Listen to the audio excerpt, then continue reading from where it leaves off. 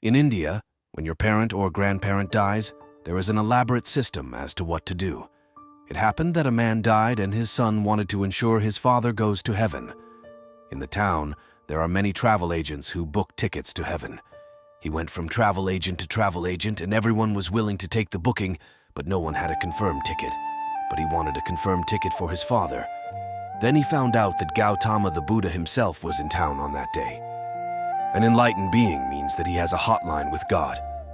If he himself recommends your father goes straight into heaven without being stopped at the gates. So he went looking for him. Gautama was sitting under a tree in front of a huge lake outside the town. He went and fell at his feet and held on to his feet like an alligator and said, "My father was a good man and he passed away.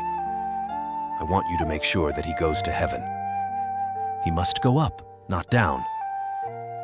Before Gautama could open his mouth, he said, "You should not say no." There is a tradition in India that if someone comes to you and requests, "I am going to ask you something," you should not say no. That means you cannot say no because he is that desperate about it. You have no choice.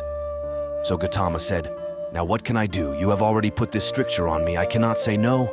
All right, you do one thing. Go back home. Have a dip in the river at 4 o'clock in the morning. Take an earthen pot and fill it half with rocks and half with butter. Tie it with a cloth. Bring it here, and we will see what we can do for your father." Our man went. "If your father is going to heaven, can you take a small pot?" He bought the biggest pot available in the town, filled it half with rock, another half with butter, and tied it up. He carried this very heavy pot with great difficulty and came and stood in front of Gautama. Gautama looked at him and said, "Go around the lake 3 times and come." This is called as circumambulation. There is a science behind it, but now people take it to ridiculous lengths of going around everything 3 times. Gautama said, "Go around the lake 3 times and come."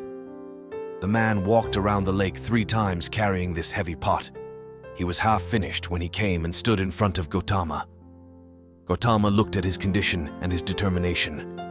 He told him, "Just walk into the water till the water comes to your chest." He went in. Then Buddha said, "Gently let the pot in." The pot went in and sank. Buddha picked up a thick stick, threw it to him and said, "Take the stick, and now with a single stroke, you must break the pot." The pot was under the water, and the man was tired. Breaking this with a single stroke is a difficult task.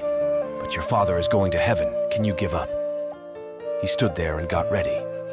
The man thought of all the gods that he knew and held his breath. Then Buddha said, "If you break it in one single stroke, the stones will come and float on the surface, the butter will sink, then your father has made it." In one hefty stroke, the pot broke and the butter came up. He looked at this sacrilege. Butter came up, now what to do? He looked at Buddha. Buddha said, "He did not make it." Butter came up when stones were supposed to come up, and the man felt totally disappointed and dejected. Then he turned around and started walking back. As he started coming out of the water, his brain started to work. He came to Buddha and asked, "You said that butter will sink and stones will float. How is that possible? The very laws of nature are such that stones can only sink, butter can only float." "Did you deceive me?" Buddha said. "Oh, now that you know so much about the laws of nature, what is the problem? If your father is like butter, he will go up. If he is like a stone, he will go down. What can I do about it? And what can you do about it? You look very tired. Go home and sleep." Now man realized and bowed to Buddha and become his disciple forever. Thank you.